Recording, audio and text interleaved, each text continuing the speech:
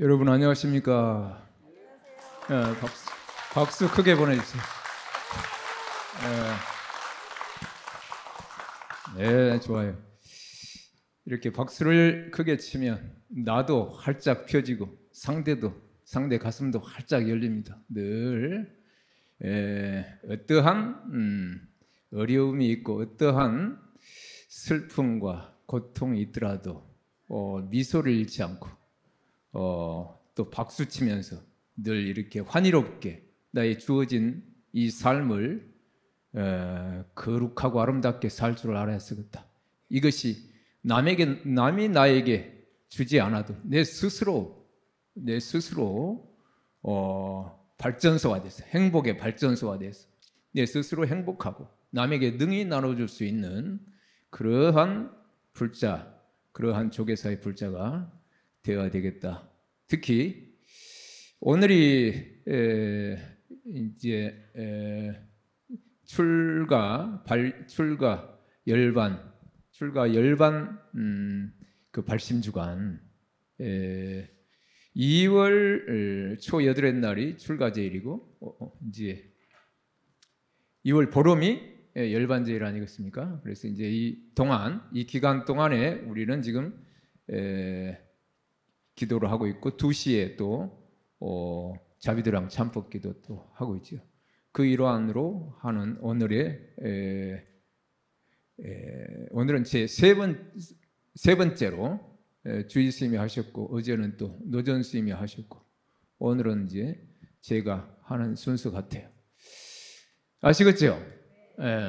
이제 여러분들 스스로 능히 미소를 잃지 않는 그런 훌륭한 그 불자로서 늘 외롭거나 소외되거나 하지 않도록 자신이 어떤 그늘지고 모퉁이에 서더라도 그 자기 선자리에서 미소를 잃지 않는 그런 발심 불자가 되어 줄 것을 다짐을 함께 하겠습니다. 저는 제 이름을 알지요? 부주지가 아니고 부지. 아무것도 모른다. 부처님만 안다. 그냥 이 세상이 어찌 됐건 상관없이 나는 부처님 속에서 평화롭고 행복하다. 이 생각입니다. 그렇게 생각하면은 온갖 잡념이 없고 이 순간 나에게 주어진 이 순간이 무한히 은혜롭고 무한히 복됩니다. 그래서 오늘 여러분들께 이렇게 처음 인사할 적에도 저를 한 번 하라 한 것은 일생에 지금 나의 삶은 두 번 다시 없는 무지무지하게 소중한 기회라는 거예요. 귀중한 시간이라는 거예요. 그것을 잊어버리면 안 됩니다. 엄청나게 귀한 그 시간과 기회라는 거예요. 그러니까 부처님 앞에 섰을 때는 결정코 내가 부처님 앞에서 그 부처님의 그 가피와 은혜를 온전히 내가 받아들이고 내가 온전히 그걸 잃지 않고 그래서 미소를 잃지 않고 남에게 박수를 잃지 않고 그렇게 멋지게 살겠다 하는 마음속에 든든한 그런 발언이 있어야 해요. 단단하고 무너지지 않는 그게 불교의 발언이 있어야 해요. 그래서 오늘 출가 열반제일 제3일차 이거 리모컨은 없나요? 오케이 됐어. 거기서 할 거예요? 됐어. 이 몸은 어느 날 후련히 흩어지고 말 뿐 오래 보존될 것이 아니니 오늘도 벌써 저녁이라 시간은 어느새 내일 아침이 되는구나. 한 해가 살같이 지나가니 급하지 아니한가. 100년이 주마처럼 속질하니 급하지 아니한가. 정말 급합니다. 나태하고 방일하면서 인생을 낭비한 죄라는 것이 있다고 하지 않습니까? 그것이 가장 끔찍하고 비참한 죄라는 거예요. 자기 인생을 낭비하고 무의미하게 지나버리는 거예요. 그래서 오늘 이 순간 저 부지처럼 그렇게 오로지 부처님과만 대화하고 부처님을 내 안에 모시면서 함께하는 시간으로 오늘은 원효 스님의 발심수행장 지금 세 번째 하고 있죠. 예, 오늘 세 번째 시간입니다. 세 번째. 자, 이번에 한 절을 한번 일단 읽고 설명하죠. 자락을 능사하면 신경여성이요 난행능행하면 존중여불이니라. 간탐어물은 시마권속이요 자비보시는 시보방자니라. 그랬습니다. 이 원효 스님은 여러분들 원효 스님 모르는 사람은 아무도 없죠. 원효대사. 원효대사 그 해골물 이야기는 다 알 것이에요. 원효대사를 근데 원효대사가 자기 스스로 이름을 뭐라고 했는지 아십니까? 자기 스스로 호를? 원효대사는 자기 스스로 호를 복성거사라 했어요. 복성거사. 우리 부처님께 받는 복은 이 보일시변에다가 이 차폭자를 이렇게 쓰는데 그 복이 아니고 이 복은 점칠복자. 점칠복자는 이게 작대기를 하나 그어서 점 하나 찍은 거예요. 이렇게 꿰뚫을 글자를 하나 한일자가 섰어요. 이거 하나에다가 오른쪽에 점이 하나 있는 거예요. 이게 점칠복자입니다. 점칠 때 이렇게 옛날에는 거북이 껍데기를 갖고 불에 태우면 이렇게 균열이 생기는 거예요. 균열이 딱 생겼을 때 이렇게 생기면 기라고 이렇게 생기면 흉하고 이걸로 이제 복을 점친 거예요. 그래서 그 점칠복자인데 이 점칠복자는 원래 이 복성거사라고 한 뜻이 있어요. 이 뜻은 뭐냐면 아래 하자가 위에 점칠복자에다 위에 한일자를 딱 그어놓으면은 한일자 긋고 점칠복을 하면 아래 하자잖아요. 근데 아래 하자 중에서도 아래다 이 말이에요. 나는 아래 중에서도 아래고 밑 중에서도 밑이다. 이렇게 마음을 이제 원효대사가 요섭공주와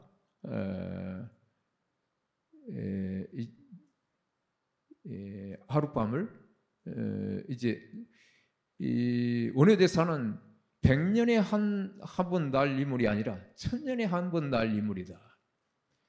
이 신라의 보배인이 원효대사가 혼자 저리 독신으로 수행하다가 가시면은 얼마나 안타깝냐. 그래서 왕실에서 요섭공주와 함께 방 안에 이제 그러기 전에 이렇게 혼미한 그 정신이 혼미해지는 그 약물을 이렇게 지어 가지고 그걸 자시도록 해서 여섯공주의 궁에 들어와서 여섯공주의 인사를 받게 하고 방문을 걸어놓고 하룻밤을 지난 거예요. 그렇게 해서 난 게 설총 아닙니까? 그래 이제 그러고 나서는 이제 그 이후로는 원효대사가 나는 복성거사다 하고 이제 온 세상에 장터와 이 온 주막집과 시골들을 이렇게 산천을 돌아다니면서 이렇게 민중들과 그때 당시 신라시대 때는 완전 왕실 귀족 불교였거든. 일반 서민들은 불교는 몰라. 그냥 부처님 얼굴만 알 뿐이지. 불교가 무엇인지 모르는 시절. 그런 시절이니까 이제 원효대사는 이 민중들에게 정작 절실히 부처님의 자비가 필요한 것은 이 민중이라 생각해서 민중들의 곁으로 간 거예요. 그렇게 할 적에 자기가 복성거사라 하기도 하고 소성거사라, 작을 소자라고도 했어요. 하여튼 복성거사라고 하는 것은 아래 하자에 위에 하늘자를 뚝 떼내면 복성거사. 이 천년의 날 한 번 날까 말까 이 인간 보물이고 스승님 이 원효대사도 자기를 스스로 복성거사라고 이렇게 했거늘 우리는 얼마나 높은 상을 갖고 삽니까? 내가 그래도 무엇이긴데 내가 그래도 어느 정도 살고 어느 정도 내가 나이고 말이야. 이런 뭐 쓸데없고 별것도 아닌 아주 하잘것없는 걸 갖고 자기의 상을 만들어서 잘난 척 갖고 그것을 그래서 대접을 기대한 대접을 못 받으면은 짜증을 내고 화를 내고 그러한 그렇게 대접한 상대를 미워하고 막 이렇잖아요. 그런 스스로 자기가 불구덩이 속에 들어가는 거예요. 그래서 스스로 화와 번뇌와 그런 이 증오의 불길 속에서 자기가 타 죽는 거예요. 그게 우리 영어로는 스트레스라고 해요. 암 걸리는 최고 첫 번째 원인이 담배도 술도 이런 것도 아니고 스트레스. 이 자기 스스로 지어서 죽는 거예요. 담배 피우고 술 마시는 사람도 그렇게 잘 암에 안 걸리는데 스트레스에 시달린 사람은 쉽게 시들어버립니다. 생명력이 없어요. 자, 그러한 마음으로 오늘 스님의 이 발심수행장 제 세 번째 시간을 하겠습니다. 자락을 능사하면 자기 스스로 남이 시켜서 어찌할 수 없어서가 아니라 자기 스스로 그 삶 인생 중에 쾌락을 그 어떤 달고 맛있고 부드럽고 귀에도 즐겁고 몸에도 부드럽고 혓바닥에 달고 이러한 것을 다 포기한 그러한 것을 능히 버릴 수 있으면 능히 버릴 수 있다. 물론 어떠한 경우에는 즐길 수도 있어야 해요. 그것을. 그러나 거기에 빠져 있거나 거기에 사로잡힌 거예요. 산채로 잡힌 거예요. 사로잡혔다는 거예요. 몸은 살아있으되 정신이 죽은 것이 사로잡힌 거예요. 그 사로잡히지 않고 능히 버릴 수 있어야 돼요. 버릴 때에는 버릴 수 있어야 돼요. 그런 과단성이 있어야 돼요. 그러한 것을 능히 할 줄 아는 사람은 신경, 여경이요. 이 사람에 대한 신뢰와 믿음 그리고 공경함이 성인과 같을 것이요.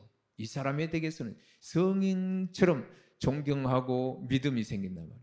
여러분들 세상을 살아갈 때 믿음과 존경이 있어야 내가 믿음과 존경으로 사랑받고 환영받고 그래서 내가 내 삶이 복되고 즐거운 거예요. 내가 자녀들에게도 사랑받고 존경받지 못하면 얼마나 외롭고 쓸쓸하겠습니까?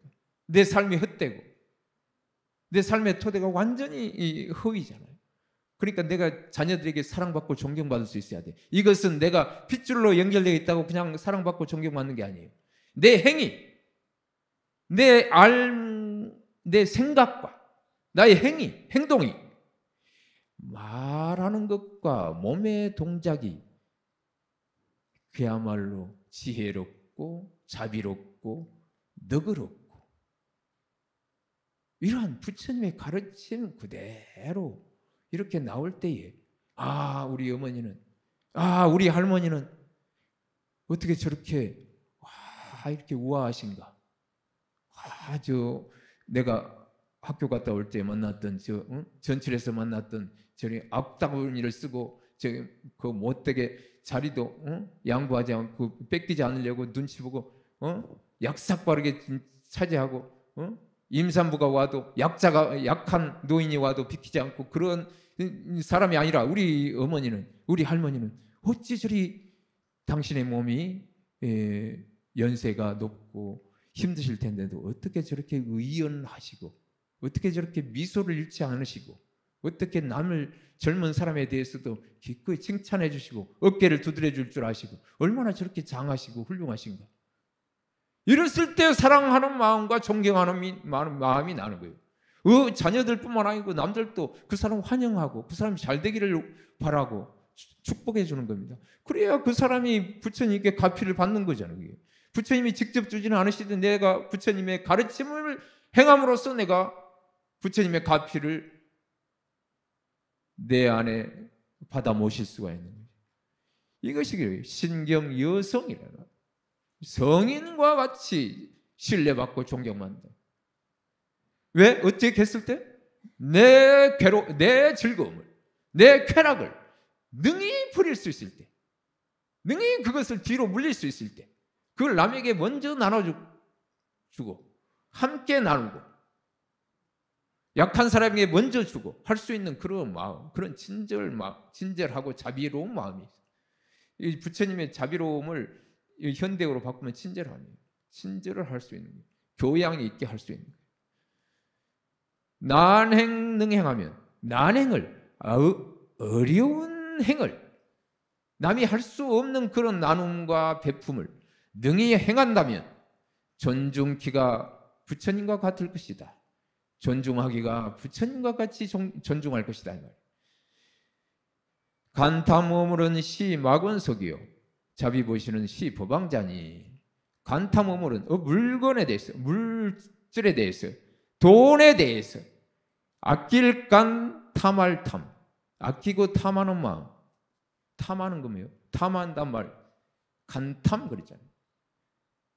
간탐어물은 물질을 간탐한다. 아끼고, 내 물건을 아끼고 남의 물건을 탐하는 거. 간탐한다는 거예요.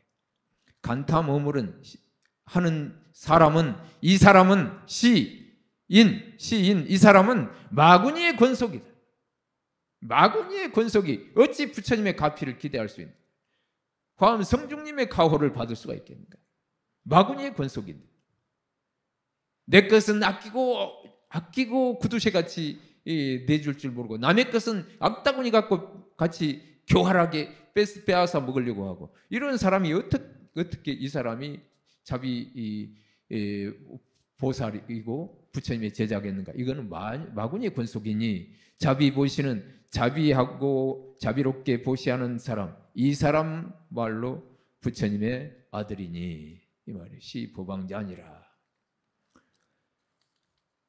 다음에 고악 악암은, 고악은 이제 설악할 때 악입니다. 큰 산 악자라고 그래요. 큰 산이라고. 큰 산을 설악, 눈이 많이 내린다 그래서 설악 아니에요? 눈설자 설악산. 근데 이거 고악 그러면 크고 높은 산이라 말이에요. 높은 산. 아암, 아는 산 높을 아자고 암자는 바위 암자. 높이 솟은 바위, 크고 높은 산과 불쑥 솟아있는 그 신령스러운 바위들은 이건 지혜로운 사람이, 지인이 속어요. 지혜로운 사람이 거처할 것이고 거처할 만한 것이고. 벽송심곡은 행자소선이라. 벽송은 푸른 소나무 아니에요? 푸른 숲, 이걸 말하는 거예요. 푸른 소나무들이 울창하게 있는 거예요. 그러니 푸른 숲 심곡은 극한 골짜기는 수행자의 깃들 처손이, 서자 깃들 깃들 그 처소이니, 이렇게 그 새가, 한 마리 새가 숲속에 앉을 때도 어느 나무를 가려서 한다잖아요. 나무가 썩은 나무까지 앉으면 떨어지거나 아니면 잘못된 나무에 가지 않으면 뱀이 올라와서 자기 새끼를, 알을 이렇게 빼앗아 먹잖아요.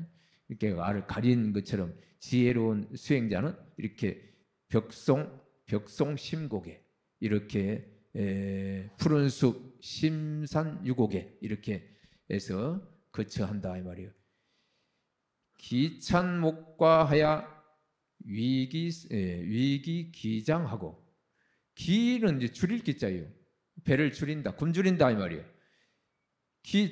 차는 이제 이 밥 먹을 찬이, 목과를 먹는다 이 말이에요. 목과는 나무 열매를 먹는다 이 말이에요.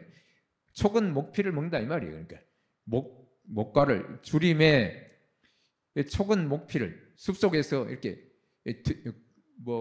이렇게 고기 반찬에 이렇게 먹는 게 아니고, 이렇게 촉은 목피를, 나무 열매를 따먹고 풀뿌리를 캐먹고 이렇게 하야 그 줄인 배를, 기장을 위로한다. 위로하는 정도다 이 말이에요. 아주 배불러 터질 만큼 이렇게 처먹는 게 아니고 아주 이렇게 간신히 너무 배가 이렇게 줄이니까 그것을 위로 양약하여, 양약으로 삼아서, 약으로 삼아서 이렇게 밥을 먹는다 하는 게 우리 그 오광계에 나오잖아요. 공양할 때 그렇게 한다 하고, 가름 유수하여 목마를 깔자. 목마를 적에는 흐르는 물을 떠다가 마시어서 식기 갈증이니라. 그 갈증을 쉬게 적셔주리라. 그렇게 소박하고 숲속에 벽송 심곡에 이렇게 해서 이렇게 조촐하게 이 쾌락을 구하지 아니하고 이렇게 공부하는 것, 이것이 수행자의 공부다 이 말이에요. 그 다음에 끽감 애양하야도. 끽자 알죠? 여 앞에 가면은 끽닭이라고 하는 찻집이 있지 않아요? 끽닭이 있어요. 그 끽이 바로 이 끽자입니다. 끽은 바로 마실 끽자예요. 차 한 잔 마시고 가라 이 말이야. 끽다, 차다자. 차를 마시고 갈 것자. 차 한 잔 마시고 가시게 이 말이에요. 끽닭은. 이것은 끽감, 단 것을 마시고 아주 단 것을 마시고 애양하여도 아끼고 사랑하면서 길을 양자 하여도 차시는 이미 정해진 그 무너짐이 정해져 있다. 무너질 괴자. 이 몸뚱어리는 이 목숨은 정해져 있다 이 말이에요. 그러니까 이 몸에 집착하지 말고 마음을 닦으라는 얘기죠. 그러니까 이 몸은 필연코 무너질 것이니.